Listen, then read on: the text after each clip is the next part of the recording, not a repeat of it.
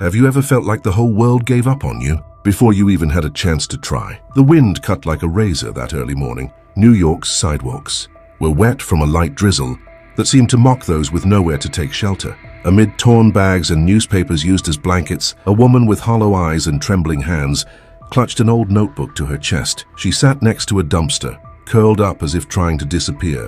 Her name was Charlotte, and at that moment she was nobody. Cars sped by without stopping.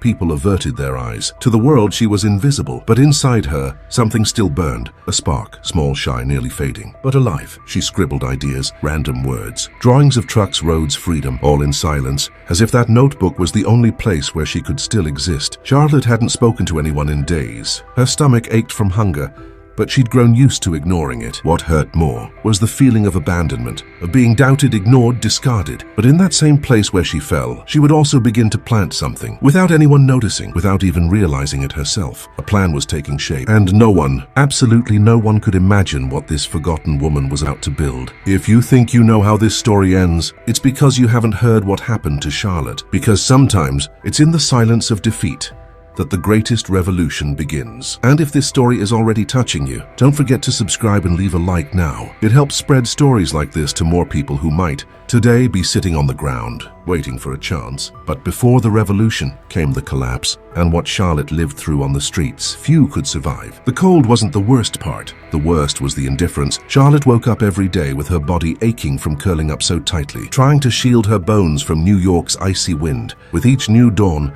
she felt like she was losing a piece of herself. Her shoes had holes, her coat was torn, and her soul, it barely responded anymore. She rummaged through dumpsters for food scraps, but sometimes even that wasn't possible. She'd fought a rat for a piece of bread. She'd had to run from other homeless people, hungry and aggressive. On more violent nights, she hid in subway station bathrooms, clutching a rock in her pocket, her only defense against the constant fear of being attacked. Fear didn't sleep. Fear kept watch, and silence was her only ally. Rejection became routine. When she asked for help, she got laughter. When she reached out, she got scorn. She'd been shooed off sidewalks like garbage. Once, a woman crossed the street just to avoid looking at her. Another time, someone threw hot coffee near her, as if she were an insect. Charlotte never forgot those eyes, the ones that said, without words, you don't belong anywhere. What she missed most wasn't food. It was a good morning. Hey, you've got this. The human emptiness weighed heavier than an empty stomach. Sleepless nights, constant fear, abandonment. And still, she wrote. Whenever she found a scrap of paper or a pen, she jotted down phrases that came like whispers of hope, as if something or someone was trying to remind her who she was, who she could be. But the cruel truth is that Charlotte considered giving up, disappearing for good, because living like that wasn't living. It was just surviving, and even that on some days felt impossible. But in the deepest darkness, sometimes a single spark can reignite an entire life. And Charlotte's turning point began where no one expected. Life changes, sometimes with a sentence, sometimes with a glance, sometimes with a gesture that seems too small to change anything, until it changes everything. Charlotte was sitting on the ground outside a closed coffee shop, sheltered under its awning during a freezing early morning. It was another long night, caught between hope and pain, writing on a piece of cardboard with a broken pencil. Her fingers were so numb she could barely feel the graphite. She scribbled business ideas, roads, trucks, freedom. No one knew, but that cardboard was the mental map of an empire that didn't yet exist. When the sun rose, the coffee shop doors opened.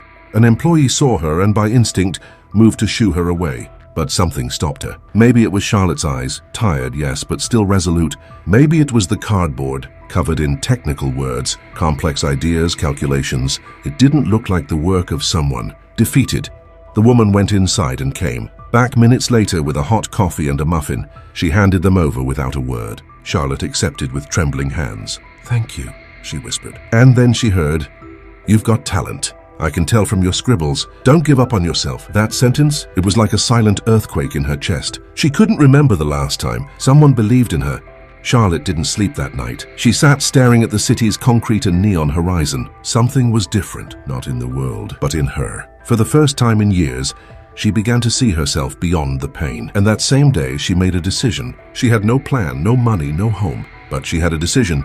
She sought out a public shelter, endured a humiliating line, disgusted looks, harsh rules, but she got a place to sleep and a bathroom to shower in. The next day she went to a community library, asked for help using the computer, created an email, built a makeshift resume, started looking for work. Each no felt like a punch, but now that she was standing, and more than that, she was determined. But believing is just the beginning. The real test would come when Charlotte tried for the first time to carve her own path, one step at a time, and none of them would be easy. Charlotte started from zero, less than zero, but she carried the rarest of fuels, an unshakable decision to never return to that cold ground. Her first job was as a cleaning assistant at a transportation company. The pay was minimal, the hours exhausting, the respect nearly non-existent, but Charlotte observed everything. Every route, every shipment, every driver, every flaw in the system. While others saw only dirt, she saw opportunity. With the little she had left, she started taking free online courses, watched videos on logistics, transportation management, business administration, borrowed books from the library, jotted everything down in a blue notebook that became her secret escape manual. During lunch breaks, she'd talk to the drivers, ask technical questions, listen to road stories, understood the industry's problems. One day a driver said, "You know more about this than the boss in there." She smiled, but didn't respond. It wasn't time yet. In time, Charlotte landed a better job, a clerk at a small local trucking company. Now she handled customers, routes, and paperwork. She started building a plan. She wanted to start a transportation company focused on forgotten routes, the ones big companies ignored because they weren't profitable. But she saw a gold mine where no one else saw anything. She rented a tiny office with peeling walls, shared with 3 other budding entrepreneurs, named her company Freedom Freight, registered it, opened a bank account, and did the boldest thing yet, leased her first truck. The first contract came through a referral from a driver who believed in her. It was small, barely anything, but it was a real first step.